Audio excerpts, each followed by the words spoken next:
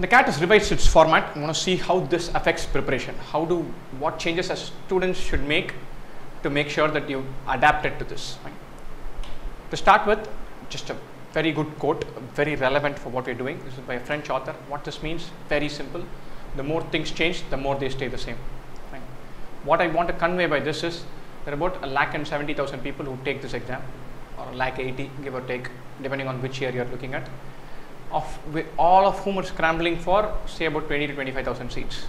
Right? So, of which the top 3,000 are wonderful, the next 5,000 is tier 2, and the next 10,000 is tier 3 colleges. This is not changed. This is a competitive exam. You're trying to be in the top 1% or 2% or 3% of people who are taking this exam. That doesn't change.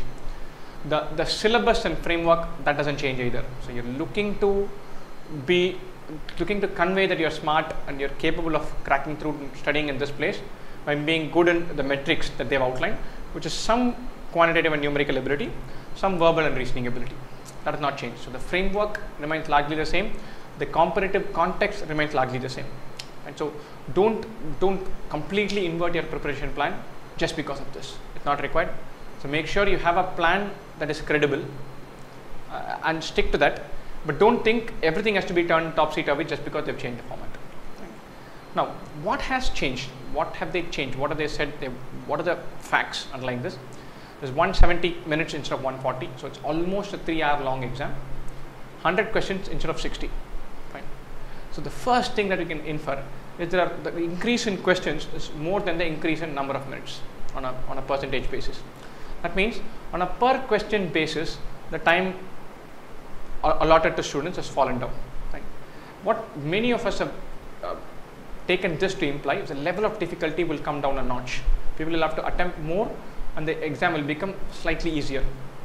Right? This seems like a reasonable inference, but let's not put all our eggs into this basket. The paper could still be reasonably tough. Right?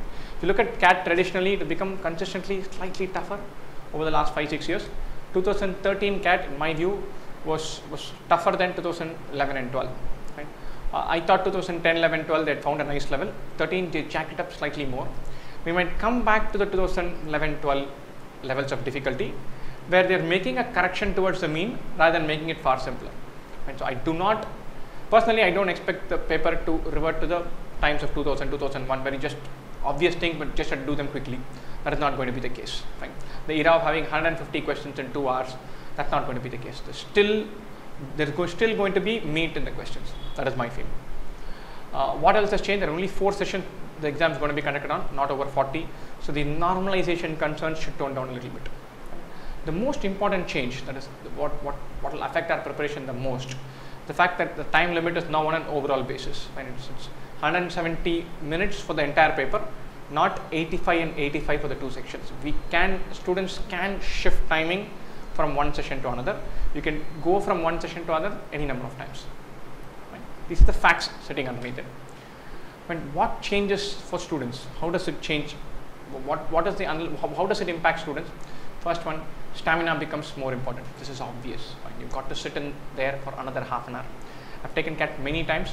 I've taken for the last 4 years without too much seriousness because it doesn't really matter. I'm not applying for the IIMs, and I still get extremely drained out at the end of the exam, and I can barely walk. And this used to be for a 2-hour 20-minute exam. Right? So it is a 2-hour 50-minute exam. Throwing everything into an extremely tiring process for 2 hours 50 minutes is going to be draining. So work on your fitness, mental stamina, physical stamina. Everything becomes important. You need to stay hydrated. You need to plan to the extent of saying, look, I'll have a big chunk of chocolate before I go into the exam hall, so that your energy levels and sugar levels are good and correct. Fine. This is a tiring exam. If you don't get tired, then you're not throwing enough. If you burn out, then you'll start making mistakes in the second half of the exam. So make sure you keep that in mind and build stamina from early on. Don't continuously prepare in 1 hour spells and expect yourself to be ready for a nearly 3-hour exam. That won't work. Right? Time management becomes very, very, very critical. I cannot overstate this, mainly because they're now saying, look, your playground, have a play. 170 minutes, you spend 100 minutes on quant or 100 minutes of verbal, I don't care. And they're putting time management right at the center of things this time around. This is perhaps for a reason. They want to see how you can allot time. But this is the classic double-edged sword. This is the freedom handed to students, and very often students panic with this. Right? The classic mistake to be made: get carried away with one session, do it for 105 minutes, suddenly realize that the second session is gone. Do the opposite mistake: close down a session too early when you're in the middle of a good flow. The third mistake, which is the most common, is continuously try to balance the two sessions, thereby losing out on performance. There are two modes in which you have to operate in this exam. One is a per question mode. You read one question at a time and get that right. The other one is the strategy. Where am I going? How have I attempted this? How many RCs have I done? How many LRs have I done? That background, the background mode, where you act like the captain of a team. Fine. You cannot do both simultaneously. You have to switch off on one and switch the other one on. But if the time freedom is given, continuously, I've seen lots of students just perennially agonize over how to balance the two sessions and then kill the paper itself. So that's a very important skill to build up, where you stay relaxed, attempt questions, and then take stock. Right? Question selection becomes more important. And this has always been the case. It becomes slightly more important. I would just phrase it slightly differently. Question elimination becomes more critical. What do I mean by that? You should pick up the skill of leaving questions. Very important. I find too many students hanging on to questions for that extra 1 minute, 2 minutes, 3 minutes, thereby causing pressure. If you're not going anywhere, dump the question. Why I'm saying this becomes more critical is this paper, you can go in with slightly more predetermined rules than your 40 sessions paper. Why? Because we know that some topics are more important than the others. But when there are 40 sessions, you could get a session where the important topics don't get tested. But here there are only 4 sessions. So the paper is likely to be more standardized. Every session will have probably the same percentage of number systems questions, algebra questions, and geometry questions. So now you can punt with keeping the important sections in mind and drop some of the less important ones. That means your decision making becomes even more critical. You should be able to leave questions sometimes even on predetermined rules. Sin x, cos x, I'm dumping this. Binomial theorem, I don't want this. So leaving a question and rushing through to the next one, not letting it get to you, that becomes slightly more important. It's always important, becomes slightly more important. So practice that, leave as much as possible. Right? What are we likely to see? What kind of paper, what is going to be the content there? Right? This is almost purely conjecture. I'm just throwing it out there. When math, we'll have about 32 to 35 questions, probably. DI, 15 to 18 questions, probably 5 sets of questions. The odd DI set could now have 4 or even 5 questions, more meat to the passage. You'll have to evaluate whether your style is in understanding a tough DI set and attempting 5 questions, or understanding something bleeding simple, do a lot of computation, attempt 2 or 3 questions and get out of that. So that flavor is now going to be introduced. And they might reward you more for attempting questions that are tougher. Therefore, if the data passage is tough, you might be rewarded with 5 questions. Right? Otherwise, the numbers I've pegged it broadly to stick to the same ratio that you've come to expect. Right? So in the second section, we'll probably have 15 to 17 in reading comprehension, 15 to 17 in logical reasoning, 15 to 17 in the other mixed bag, sentence correction, sentence rearrangement, all of that. Right? Again, there could be the odd passage with 5 questions, odd puzzle with 5 questions. So the paper is going to be less uniform than before. Right? So what do I mean by that? You can have a puzzle that will have 2 questions, a puzzle that has 3, a puzzle that has 4 questions, and a puzzle that has 5 questions in the same paper. The 5-question puzzle is obviously high risk, high return. You're going to spend 11 minutes cracking it, and then bang, you answer all 5. 11 minutes could even become 13, 14 minutes. So you do come under more pressure because there's a lot more riding on that big puzzle. And so you will have to learn what your style is, whether you can be confident of going after that puzzle and nailing that, or you're better sitting that one out. And so that decision making is an extra element that is going to be perhaps thrown into it this time around. Right. Next, simplify the targets. What am I going for in this exam? You need to have one plan. Obviously, listen to the paper. The paper is too easy, step up your targets. Too difficult, step it down. But what I would go for, I would say target level 1. This is what I'm shooting for. I would do 11 in math and 2 DI sets. The 2 DI sets accounting for 6 to 7 questions. This way, I am attempting 18 questions. Correspondingly, what is the parallel metric for verbal? I would do 2 RCs, 2 LRs. That takes me to 12, 13 questions and 6 other questions. So, thinking about 18 to 19 questions. This may be, this standalone perhaps will be sufficient to hit 91, 92%. But this is what you should be shooting for in round 1. You should say, look, I'm definitely going to do this. I'm going to pick the simplest ones, the more pleasant ones, and finish this off. What will you do? What will be the target level 2? 5 more in math, 1 more DI set. So I'm talking about totally 7 or 8 more questions. So you're going to the 24 to 25 question range. Here, 1 more in RC, 1 more in LR, perhaps 2-3 more questions from the mixed bag. Again, 8-9 more questions, 26, around 26 questions. If you get this, my feeling is if you get this and get most of them right, you're looking at 99 percentile.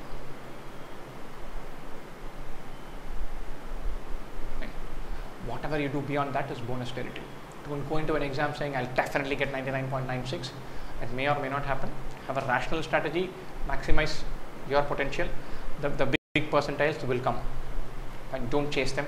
Very often when you chase them, they go wrong. Right?